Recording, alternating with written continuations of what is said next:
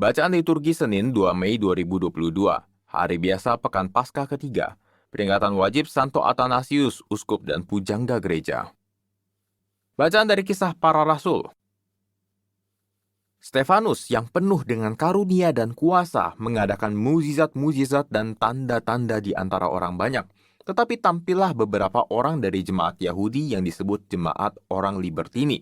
Anggota-anggota jemaat ini adalah orang-orang dari Kirene dan dari Alexandria. Mereka datang bersama dengan beberapa orang Yahudi dari Kilikia dan dari Asia. Orang-orang itu bersoal jawab dengan Stefanus, tetapi mereka tidak sanggup melawan hikmatnya dan roh yang mendorong dia berbicara. Lalu mereka menghasut beberapa orang untuk mengatakan, "Kami telah mendengar dia mengucapkan kata-kata hujat terhadap Musa dan Allah." Dengan jalan demikian, mereka mengadakan suatu gerakan di antara orang banyak serta tua-tua dan ahli-ahli Taurat. Maka mereka menyergap Stefanus, lalu menyerahkan dan membawanya ke hadapan mahkamah agama. Lalu mereka memajukan saksi-saksi palsu yang berkata, "Orang ini terus-menerus mengucapkan perkataan yang menghina tempat kudus ini dan hukum Taurat, sebab kami telah mendengar dia mengatakan bahwa Yesus orang Nazaret itu akan merubuhkan tempat ini dan mengubah adat istiadat yang diwariskan oleh Musa kepada kita." Semua orang yang duduk dalam sidang mahkamah agama itu menatap Stefanus, lalu mereka melihat muka Stefanus sama seperti muka seorang malaikat. Demikianlah sabda Tuhan, syukur kepada Allah. Berbahagialah orang-orang yang hidup menurut Taurat Tuhan. Berbahagialah orang-orang yang hidup menurut Taurat Tuhan. Sekalipun para pemuka duduk bersepakat melawan aku, hamba-Mu ini merenungkan ketetapan-ketetapan-Mu. Ya, peringatan-peringatanmu menjadi kegemaranku, dan kehendak-Mu menjadi penasehat bagiku. Berbahagialah orang-orang yang hidup menurut Taurat Tuhan. Jalan hidupku telah kuceritakan dan engkau menjawab aku. Ajarlah ketetapan-ketetapan-Mu kepadaku. Buatlah aku mengerti petunjuk titah-titah-Mu, supaya aku merenungkan perbuatan-perbuatan-Mu yang ajaib.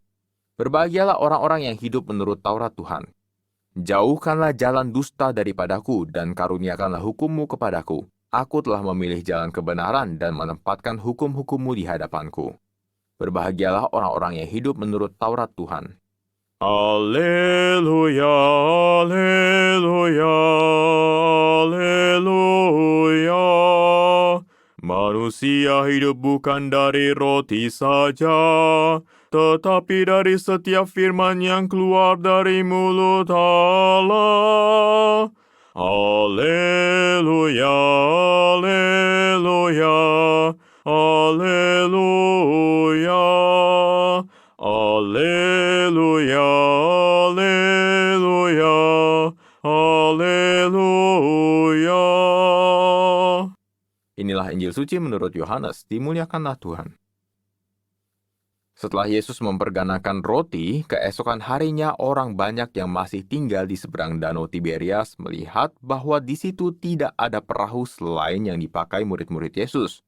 Mereka melihat juga bahwa Yesus tidak turut naik ke perahu itu bersama-sama dengan murid-muridnya, dan bahwa murid-muridnya saja yang berangkat. Tetapi sementara itu beberapa perahu lain datang dari Tiberias ke dekat tempat mereka makan roti, sesudah Tuhan mengucap syukur atasnya.